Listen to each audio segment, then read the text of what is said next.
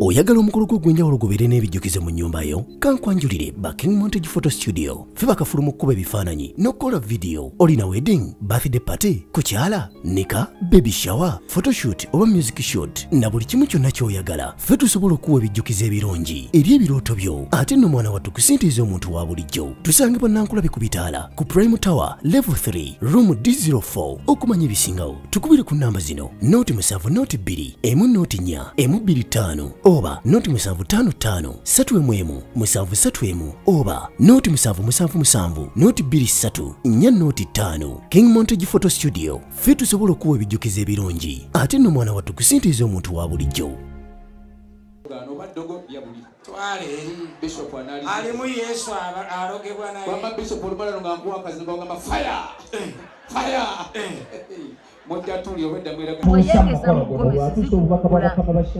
Ate bw'amaliriza akiyitira ow'ekitiibwa Ssebwana ow'essaza lino atukyazizza mu Busiro bonna ababuuzeeko we tunaamalirize nga ne Sharita naye adde Namayomba nga tulinda ate mmeeya w'ekitundu w'anaatuukira ab'ebirabo bino abalinzi mwandibadde mutandika si birungi kulimba bannayuganda. Si birungi omukulembeze takola katemba alina okukola agamba kiwende n'omeka topangisa kulana tuli mulaavu era oba ogiraba nga ki galaavu abantu abapangisa n'abaami babakuba empeta. Twaniriza omukungu Abeki tuwulire ekigambo kye kyatuusa ku mukolo gwe. Wabula bonna mbakubiriza bajje wange banaabe ku kyo. Abakyala abali singo abeegeza mugomesi nga tebalina mikolo gye bagenda. Abantu bagamba obufumbo bwa celebrity buwange. Ya bulimba mbafumbirwa kwegezaamu. Naye ffe twafumbirwa tugwanidde kola ki? Era gye obufumbo bw'abaserebu buwangaala nga baagalana. ofunye omukyala ddala Olina kuwasa muntu nga mukyala omukozi Wasa mukyala omumaliridde. towasa She's a very mpesi na determined lady when it kabina comes to work and fumbirwa making mukwano decisions. gonyavu You only bear without one thing. She's a fumbirwa plain thing. She'll tell you her mind. Tubalinde Kati kyo gw'omanyi kudamusasanya bw'otenyera naye ng'agamba. ampromises Ekyo kye mumanyiiko mu mirimu gyaffe. ampromises Shalita okuddamu tukwebaza. okukuba embaga okuddamu okunjanjula tunywe ku kajuisi kali akamyuka omukka nga Sharita kali kuba titwalina abaana kati tulina She's a abaana. team builder. ebyana byaffe bye bijja okulembera mu mukolo webitinga bisaaliza olaba obulamu butuli Programs eziyinza okuba nga zijja ku weekend naye tekikwebuusa gamba twebaza kumusanga Mukama nga building abantu bonna kubazzaamu amaanyi n'okubeera wamu in spite of anything. Twebaza The Mukama. Lord will be there. Tweyanziza Mukama. tewali kintu kyonna kiri wansi wa Katonda Taata, tebakulimbanga buli kimu kyolaba ekiri wansi wa maama, mwenna Katonda ye yakitanga. bannange mwenna abavudde ku omuddo gwe TV tukozesa twebaziza nnyo. gwe gusingiridde okuba Ba media omutuufu. mwenna, all the Kubanga television stations Katonda here, yakutonda. mpapula z'amawulire, radios, mwenna, thank you for all the support.